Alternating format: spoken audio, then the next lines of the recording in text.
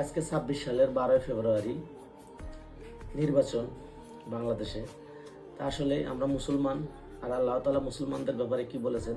মুসলমানরা পরস্পর ভাই ভাই, আর এই জন্য আমরা মিলেমিশে সবাই বাঁচতে চাই। কথা বলেন ঠিক কিনা? এই অল্প একটু পর রেজাল্ট ফলাফল প্রকাশ হবে, এই নিয়ে কোনো দ্বিধাদ্বন্দ্ব, ক্যাচাল ভেজাল, ঝগড়াঝাটি, খুন রাহাজানি, আসলে আমরা এগুলো চাই না। সবাই শান্তিপূর্ণভাবে বাঁচতে চাই, ঠিক কিনা? আর এই নিয়ে আল্লাহ তাআলা কোরআন শরীফে স্পষ্ট বর্ণনা দিয়েছেন।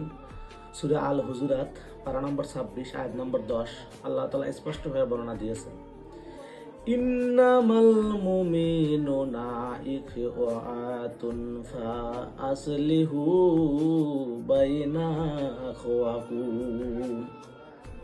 নিশ্চয় মুমিনরা পরস্পর ভাই ভাই। আর আমরা এই কথা স্মরণ করে কিন্তু আল্লাহ তাআলার কাছে চিন্তা ভাবনা করে আমরা নিশ্চিত হতে পারি যে মুমিনরা সবসময়, মুসলমানরা সবসময় একত্রিত থাকবো।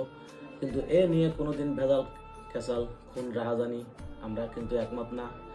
কে পাশ করবে, কে জিতবে, কে ঠকবে, কে হারবে, এগুলো নিয়ে আমাদের কোনো শত্রুতা করা যাবে না, মারামারি করা যাবে না, খুনাখুনি করা যাবে না। কথা বলেন ঠিক কিনা?